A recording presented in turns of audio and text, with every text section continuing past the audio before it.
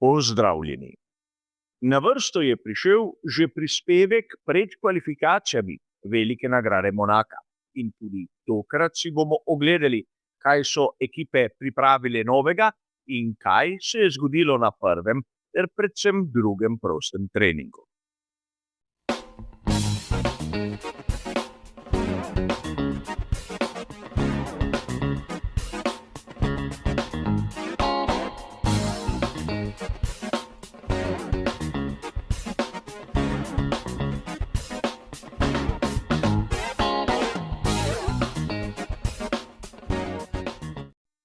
Kot običajno bo tudi tokrat prispevek pred kvalifikacijami razdeljen na 3 dobro ločene dele. V prvem si bomo ogledali tehnične novosti, ki so jih ekipe pripravile prav za to dirko. V drugem bomo nekaj minut posvetili tudi zanimivostim, ki niso nujno tehnične novosti. In v tretjem bomo skušali razumeti pravo razmerje sil za prihajajoče kvalifikacije, glede na tisto, kar smo videli v prvem in predvsem drugem prostem treningu. A začnimo z tehničnimi novostmi.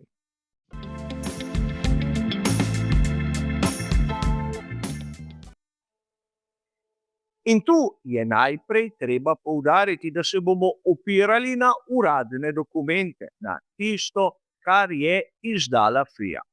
In drugič, proga za Veliko nagrado Monaka je specifična in zahteva določene spremembe, ki pridejo v veljavo samo tu. Zato tisto, kar je jasno pri vseh ekipah skorajda enako, bom samo omenil in ne bom 10-krat razlagal, zakaj gre. In dobro ste razumeli, kar 10 ekip je prijavilo nekaj novega.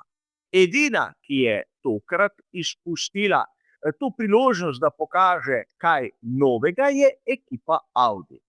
A začnimo seveda po vrsti in najprej se bomo ustavili pri McLarenu, kjer bomo seveda videli malce splošnih predelav, ampak tudi nekaj posebnosti.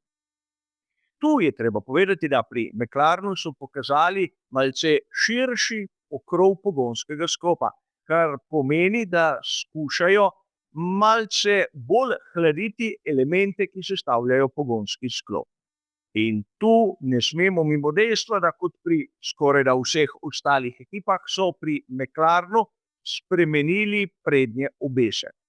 Ne toliko zaradi robustnosti, kot zaradi kotov, ki jih zahtevajo tu določeni ovinki. Ne smemo pozabiti, Lotus je eden izmed njih. Imamo seveda tu zanimivo spremembo na zadnjem aerodinamičnem stabilizatorju, tam, kjer je bil mehanizem za dvig in spust pomožnih profilov, imamo neke vrste kaskado manjših profilov, kar bomo videli pri mnogih drugih ekipah.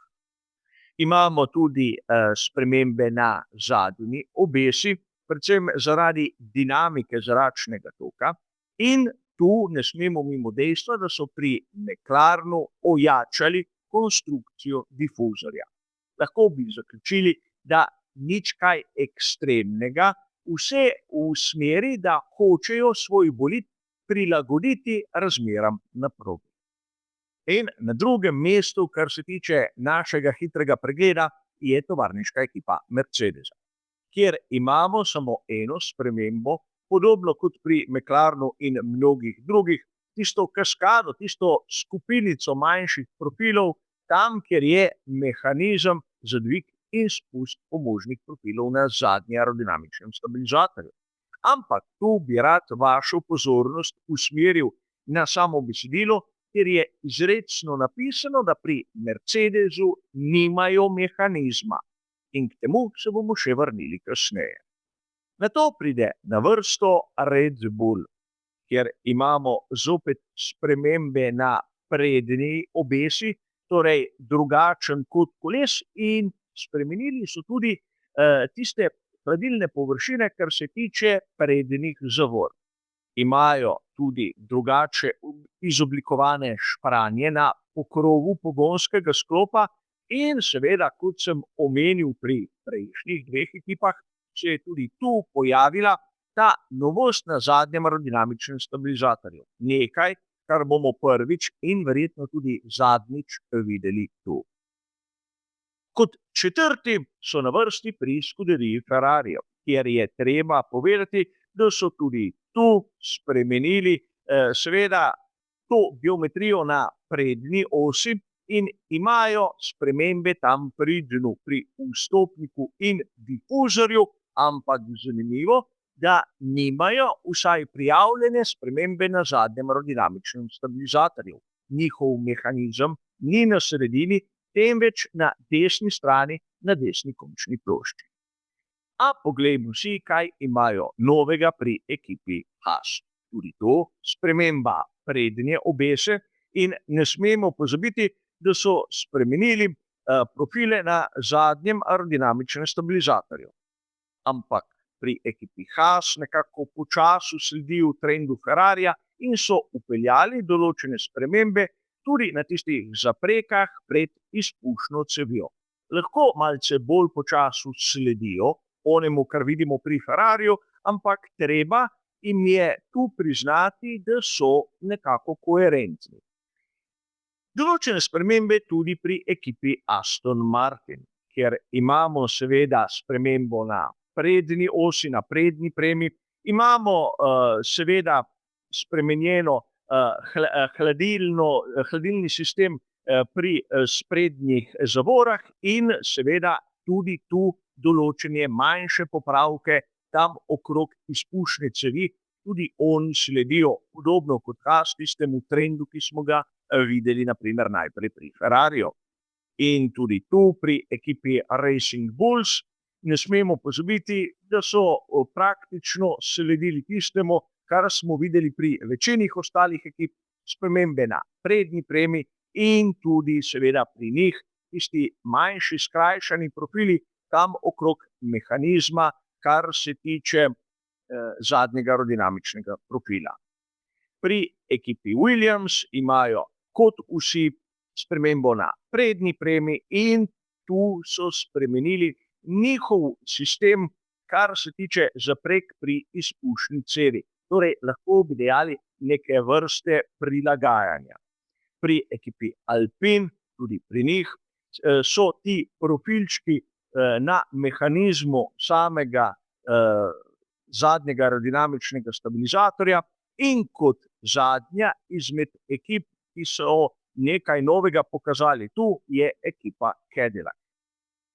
Imamo seveda tu spremembe tako na zadnjem aerodinamičnem profilu oziroma stabilizatorju, tako spremembe na profilu kot na končni plošči in podobno kot pri ekipi Haas je tudi pri Cadillacu pojavila tista zapreka pri izpušni cevi. In kar se tiče pregleda na dokumentih tistega, kar so ekipe spremenile, je to vse. A imamo kar nekaj zanimivosti. Zato je prav, da si jih čim prej ogledamo.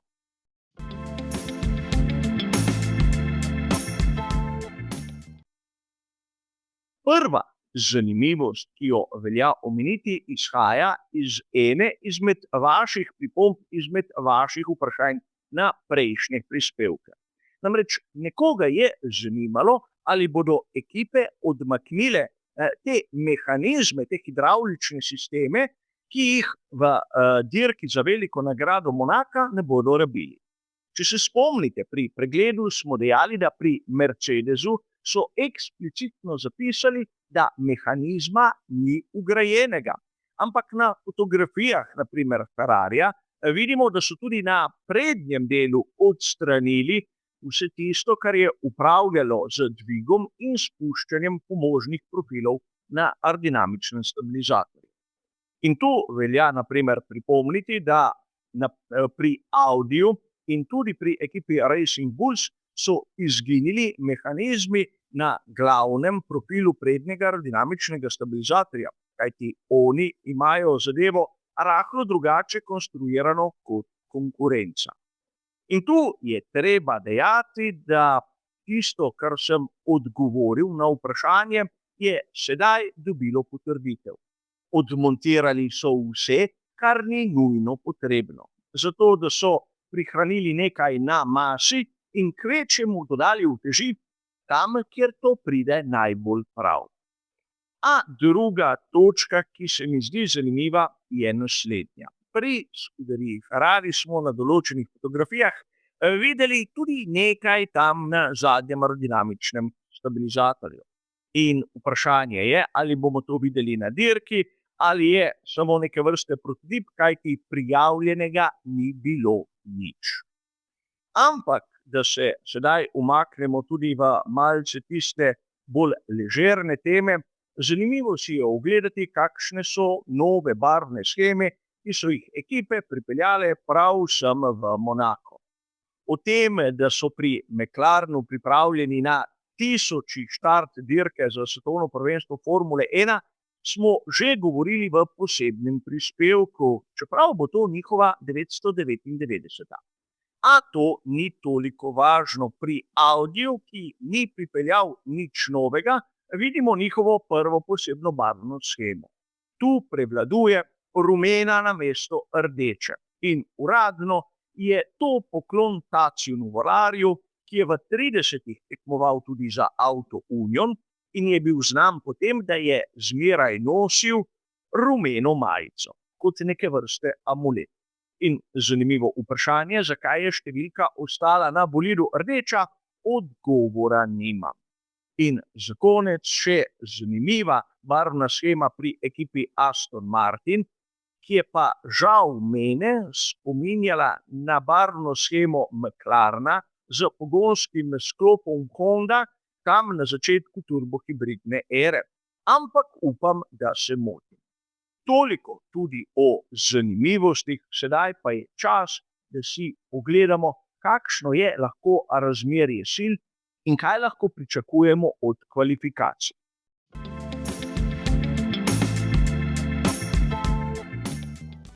Rezultate prostih treningov moramo zmeraj jemati z nekoliko rezerve, ampak mislim, da vsi mi navdušenci smo pričakovali Ferrari tam spredaj. Tako da ni nobeno presenečenje, če tako na prvem kot na drugem prostem treningu smo videli, da sta bolida ekipe iz Maranella lepo zasedla prvi dve mesti. Težava je v tem, da smo lahko videli, kako blizu je Red Bull. Tu se lahko začnemo spraševati, je Max Verstappen tisti, ki je sposoben dodati nekaj več, ali pa se vsi nekoliko skrivajo. Namreč, če pogledamo zaostanke na prvem in predvsem na drugem prostem treningu, bomo videli, da v kvalifikacijskem smislu so si vsi dokaj blizu. In tu je treba poudariti prvič neko zanimivost. Na prvem prostem treningu je večina favoritov uporabljala pnevmatike medium in hard. Na drugem prostem treningu so uporabili set pnevmatik medium ter set soft. Na prvem prostem treningu ponavadi uporabljaš tipologijo pnevmatik, ki se je želiš čim prej znebiti. Kot vam je jasno, na koncu prvega, drugega in tretjega prostega treninga morajo vrniti 2 seta porabljenih pnevmatik. In torej, kaj bi lahko dejali, da se moramo ozreti najbolj na tisti drugi prosti trening, kjer so simulacijo kvalifikacije opravljali z tipologijo soft ali C5. In tu velja poudariti, da Ferrari ni bil toliko hitrejši od konkurence, vsaj ne toliko, kot bi si lahko mislili. Že to, da je bil Lewis Hamilton pred Charlesom Leclercem, nam da vedeti, da lahko pričakujemo v soboto drugačen razplet. Ampak tu ne smemo mimo dejstva, da je res Max Verstappen takoj v ozadju. In sam dvomim, da so pri Red Bullu kar naenkrat rešili vse probleme. Spomnimo se, kakšno težavo je imel Izak Hadjar na prvem prostem treningu.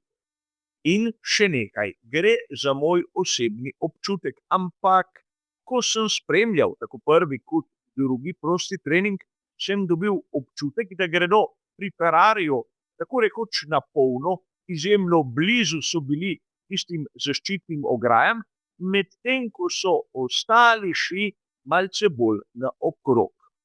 Mene osebno skrbi, kaj se dogaja na primer pri McLarenu. Ne toliko zaradi rezultata, ampak zaradi težave, ki smo jo videli pri Landu Norrisu. Praktično na samem začetku drugega prostega treninga je njegov motor dobesedno se ugasnil in pogonski sklop ni imel več tiste energije, ki bi jo pričakovali. In tu bi lahko dejali, da smo videli ponovitev onega, kar se je zgodilo Georgeu Russellu na veliki nagradi Kanade. Sedaj, McLaren je imel že kar nekaj odstopov zaradi takšnih ali drugačnih tehničnih težav povezanih s pogonskim sklopom. In tu upajmo, da je bilo to zadnje. Kakšna so moja predvidevanja za same kvalifikacije? Kot prvo, pričakujem, da bodo vsi izjemno blizu. Kot drugo, ni nujno, da bo Ferrari v takšni prednosti. S pneumatiko soft oziroma C5 smo videli tudi na ostalih prizoriščih, da niso bili v najboljši formi, čeprav ostajajo glavni favoriti. Tu nisem še razumel, kaj se dogaja pri Mercedesu. Namreč, čeprav so napravili simulacijo kvalifikacij takoj na začetku stinta, so nato v 5., 6., 7. krogu znali imeti zanimive, hitre sektorje. In tu bi lahko dejali, da marsikaj skrivajo, ampak videli bomo. A kar se tiče našega prispevka pred kvalifikacijami, je seveda to vse. Hvala za vašo pozornost in nasvidenje.